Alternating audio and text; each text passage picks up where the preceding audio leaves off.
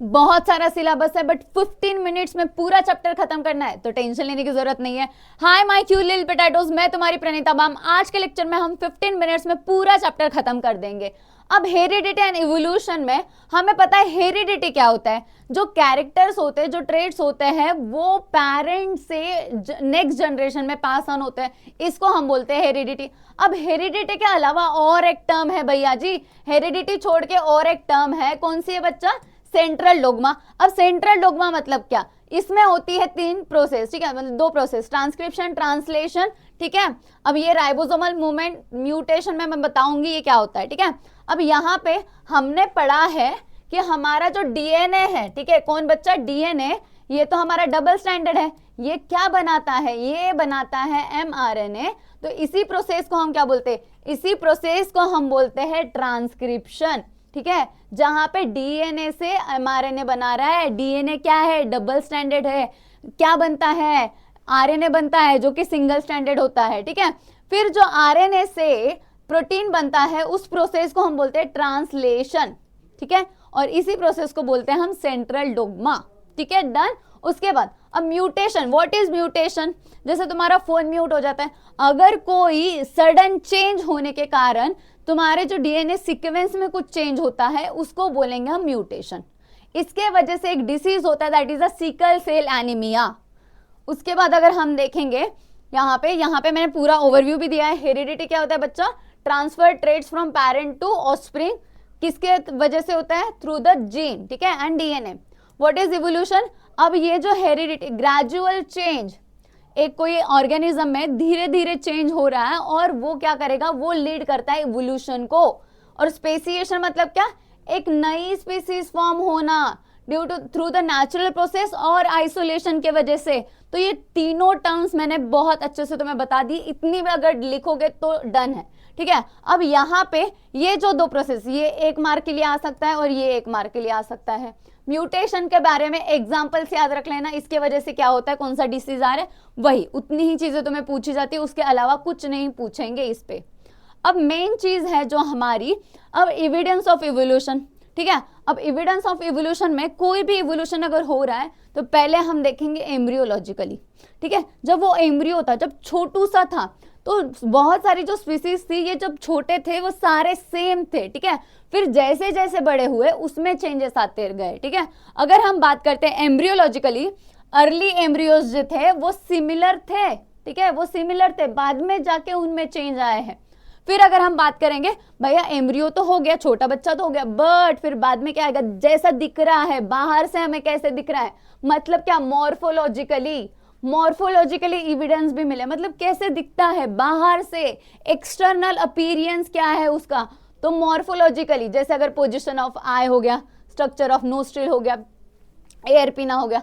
अगर हम बोलेंगे अभी बाहर की चीजें भी होगी, अंदर भी तो देखना पड़ेगा हमें, तो एनाटॉमिकली मतलब इंटरनल ऑर्गन, ठीक है, होमोलॉगस है। जैसे अगर हम बात करेंगे हैंड हो गया, ठीक है, ह्यूमन का हैंड, बाकी एनिमल्स का, तो ये सारे जो है ये एनाटॉमिकली भी हमें एविडेंस मिले थे उनके, ठीक है, वो भी पढ़ा हमने। फिर आते हैं हम वेस्टिजियल ऑर्गन।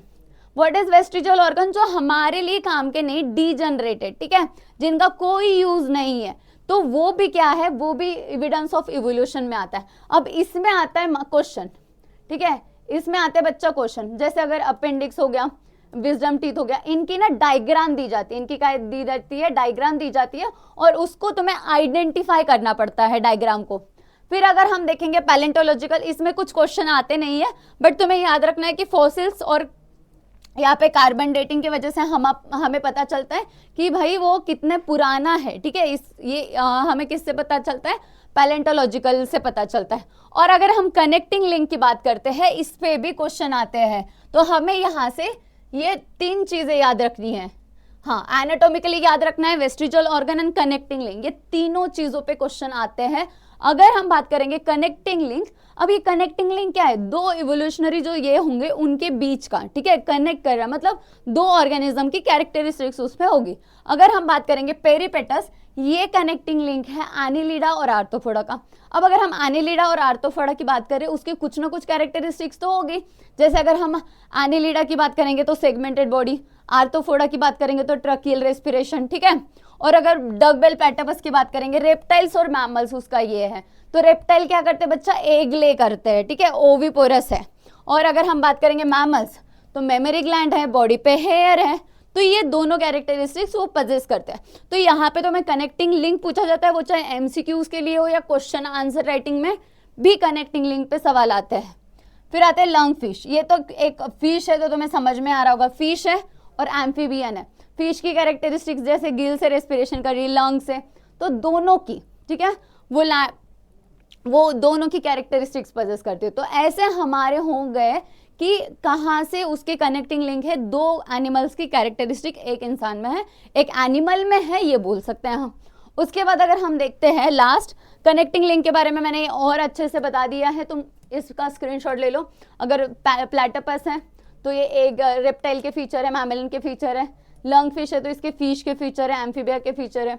अगर पेरिपेटस है तो इसका एनेलिड के फीचर और आर्थ्रोपोडा के फीचर्स हैं। अगर हम बात करेंगे लास्ट थेरीज क्या ऐसी है, यहाँ पे कौन से साइंटिस्ट हैं उन्होंने बताया, देखो, ठीक है, यहाँ पे आती है 3 थेरीज। पहला है डार्विन थेरी। डार्विन ने बोला था, ओरिजिन ऑफ स्पीसीज बुक लिखी है इन्होंने। उसके बाद नेचुरल सिलेक्शन और सर्वाइवल ऑफ फिटेस्ट, मतलब नेचर सिलेक्ट करेगा जो स्ट्रॉन्गेस्ट है। What is survival of fittest, मतलब अगर एक पूरा कॉलोनी है और वहां पे सारे लोग हैं बट आंधी तूफान आएगा, वहां पे जो सबसे स्ट्रॉन्ग है वही आगे जनरेशन में पास ऑन होगा। तो वही बोला सर्वाइवल ऑफ फिटेस्ट, ठीक है।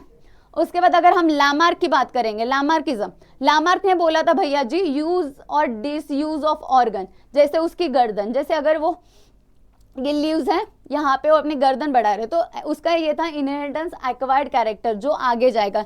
नेक ऑफ द जिराफ ये उसका एग्जाम्पल है। इस पे सवाल नहीं आते, अगर सवाल आएंगे भी तो ड्रॉबैक ऑफ डार्विन पे आएंगे, ठीक है। स्पेसिएशन मैंने तुम्हें पहले ही बोला, ये एक नई स्पीसीज बन रही है, वो जेनेटिक वेरिएशन की वजह से होता है या तो फिर जियोग्राफिकल या रिप्रोडक्टिव आइसोलेशन की वजह से। देखो यहाँ पे पानी के वजह से ये सेपरेट हो गए, तो ये हो गया हमारा स्पेसिएशन। तो यहाँ तक हमें सारे पॉइंट्स क्लियर हो गए। पूरा चैप्टर मैंने माइंड मैप के तरह तुम्हें बता दिया है। ऐसे और अगर तुम्हें वीडियोस चाहिए तो इस वीडियो को कितना बहुत ज़्यादा कमेंट होने चाहिए, तो मैं नेक्स्ट वीडियो जल्दी से जल्दी आपके पास लाऊंगी। तब तक के लिए पढ़ाई करते रहो और thank you for watching my cute little potato. See you in the next video. जय हिंद, जय महाराष्ट्र।